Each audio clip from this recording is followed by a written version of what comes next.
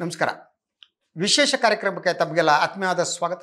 ನಾನು ಶಶಿಧರ್ ಭಟ್. ನಾಳೆ ಇಂಡಿಯಾದ ರಾಜಕಾರಣದ ದೃಷ್ಟಿಯಿಂದ ಭಾಳ ಮಹತ್ತರ ದಿನ. ಬಿಹಾರ್ ವಿಧಾನಸಭಾ ಚುನಾವಣೆಯ ಫಲಿತಾಂಶ ಬರ್ತಾ ಇದೆ. ಸೊ ಈ ಫಲಿತಾಂಶ ಒಟ್ಟಾರೆ ಭಾರತದ ರಾಜಕಾರಣದ ಮೇಲೆ ಯಾವ ರೀತಿಯ ಪರಿಣಾಮ ಬೀರುತ್ತೆ ಅನ್ನೋದು ಒಂದಾದರೆ, ಕರ್ನಾಟಕದ ಮೇಲೆ ಯಾವ ಪರಿಣಾಮ ಬೀರುತ್ತೆ ಅದನ್ನು ಅನಲೈಸ್ ಮಾಡೋದಕ್ಕೆ ನಾನು ಟ್ರೈ ಮಾಡ್ತೀನಿ. ಸೊ ಆ ಫಲಿತಾಂಶದ ಈಗ ಬಂದಿರುವಂತಹ ಮತಗಟ್ಟೆ ಸಮೀಕ್ಷೆಗಳೇನಿವೆ, ಆ ಸಮೀಕ್ಷೆಗಳು ಏನು ಹೇಳ್ತವೆ ಮತ್ತು ಆ ಸಮೀಕ್ಷೆಯೇ ಸತ್ಯ ಆದರೆ ಅದು ಯಾವ ರೀತಿಯ ಪರಿಣಾಮವನ್ನು ಬೀರುತ್ತೆ. ಸೊ ಬಹುತೇಕ ಸಮೀಕ್ಷೆಗಳು ಬಿಹಾರ್ ಚುನಾವಣೆಯಲ್ಲಿ NDA ಮೈತ್ರಿಕೂಟ ಏನಿದೆ ಅದು ದಿಗ್ವಿಜಯವನ್ನು ಸಾಧಿಸುತ್ತೆ ಅನ್ನುವಂತೆ ಹೇಳಿದ್ದಾರೆ. ಸೊ ಬಹುತೇಕ ಸಂದರ್ಭದಲ್ಲಿ ಮತಗಟ್ಟೆ ಸಮೀಕ್ಷೆಗಳು ಸುಳ್ಳಾದದ್ದು ಇದೆ, ಎಲ್ಲವೂ ಸತ್ಯ ಆಗಿಲ್ಲ. ಆದರೆ ಈ ಮತಗಟ್ಟೆ ಸಮೀಕ್ಷೆಯ ರಿಸಲ್ಟ್ ಆಧಾರದ ಮೇಲೆ ನಾವು ಅನಲೈಸ್ ಮಾಡೋದಕ್ಕೆ ಟ್ರೈ ಮಾಡೋಣ, ಇದು ಯಾವ್ಯಾವ ರೀತಿಯ ಪರಿಣಾಮ ಬೀರುತ್ತೆ. ಸೊ ಮೊದಲನೇದಾಗಿ ಬಿಹಾರದಲ್ಲಿ ಇರುವ ಒಟ್ಟು ಸ್ಥಾನಗಳ ಸಂಖ್ಯೆ ಏನಿದೆ 243. 243ರಲ್ಲಿ ನಿಮಗೆ ಬಹುಮತ ಅಂದರೆ 122 ಸ್ಥಾನಗಳನ್ನು ಪಡೆದ ಏನಿದೆ NDAನೋ ಅಥವಾ ಮಹಾಗಠಬಂಧನ ಯಾವುದು ಪಡೆಯುತ್ತೆ ಅದು ಸರ್ಕಾರವನ್ನು ರಚಿಸುತ್ತೆ.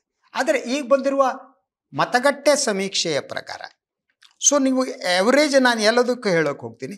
ಫಸ್ಟ್ ಪಿ ಮಾರ್ಕ್ ಅಂತ, ಅದರ ಪ್ರಕಾರ NDA ಏನಿದೆ ಅದು 140ರಿಂದ 162 ಅಂತ ಹೇಳ್ತಾರೆ. ಇಂಡಿಯಾ ಒಕ್ಕೂಟ ಏನಿದೆ 80ರಿಂದ 98 ಅಂತ ಹೇಳುತ್ತೆ. ಒಂದು GVC ಪೋಲ್ಸ್ 135ರಿಂದ 150 NDA ಅಂತ ಹೇಳುತ್ತೆ. ಸೊ ಈ ಇಂಡಿಯಾ ಒಕ್ಕೂಟ 88ರಿಂದ 103 ಅಂತ ಹೇಳಲಾಗುತ್ತೆ. ಇನ್ನು ಚಾಣಕ್ಯ ಮಾತ್ರ ಇಂಡಿಯಾ ಒಕ್ಕೂಟಕ್ಕೆ ಸ್ವಲ್ಪ ಜಾಸ್ತಿ ಕೊಟ್ಟಿದ್ದಾರೆ.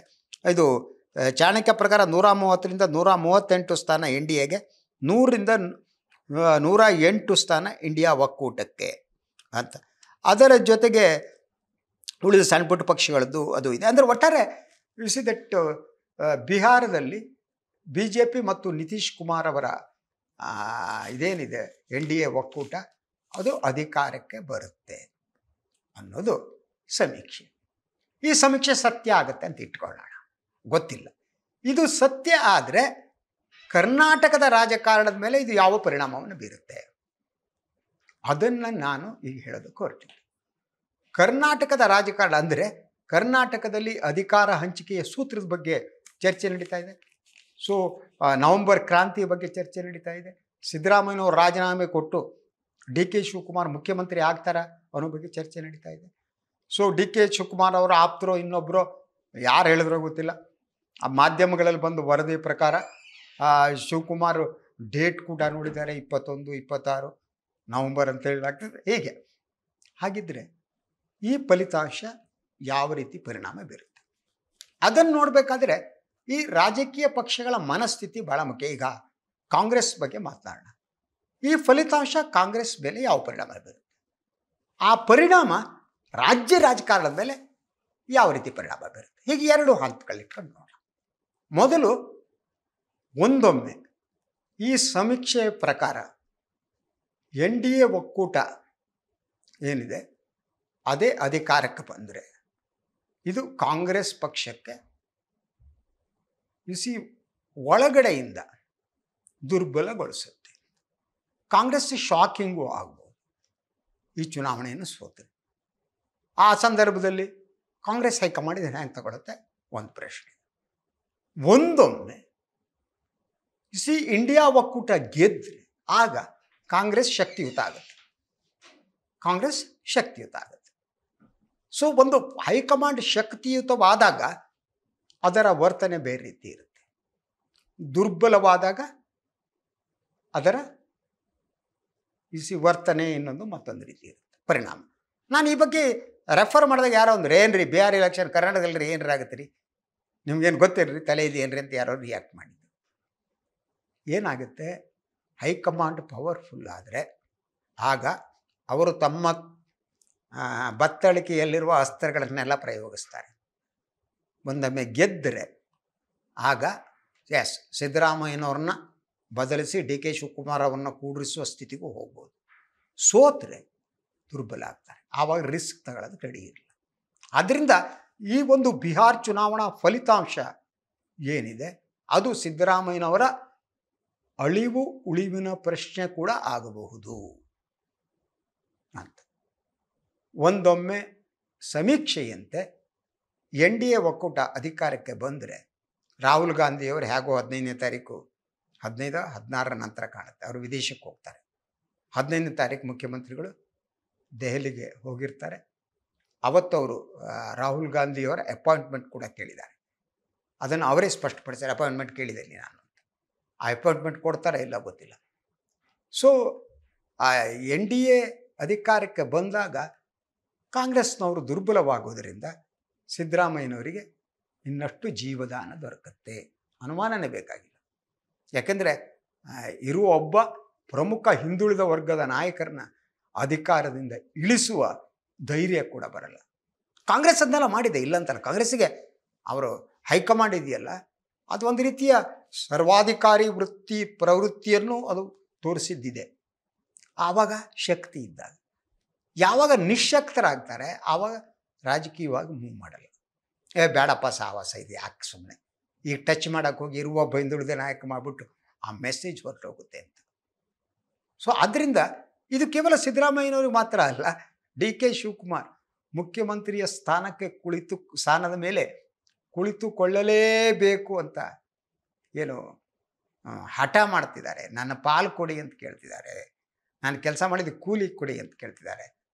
ಆ ಸಂದರ್ಭದಲ್ಲಿ ಅವರು ಮೌನ ಆಗಬೇಕಾಗತ್ತೆ.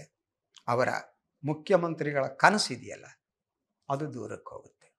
ಅದು ಸಂಪೂರ್ಣವಾಗಿ ಈ ನಾಳೆ ನಡೆಯುವ 14ನೇ ತಾರೀಕೇನು ಮತಗಳ ಎಣಿಕೆ ನಡೆಯುತ್ತೆ, ಅದರ ಮೇಲೆ ನಿರ್ಧಾರ ಆಗುತ್ತೆ. ಇನ್ನೊಂದು, ರಾಷ್ಟ್ರ ಮಟ್ಟದಲ್ಲೂ ಕೂಡ ಇಂಡಿಯಾ ಒಕ್ಕೂಟ ಈ ತಮ್ಮ ಮೈತ್ರಿ ಕೂಟದ ಬಗ್ಗೆ, ಹೊಂದಾಣಿಕೆಯ ಬಗ್ಗೆ ಮತ್ತೆ ಯೋಚನೆ ಮಾಡಬೇಕು.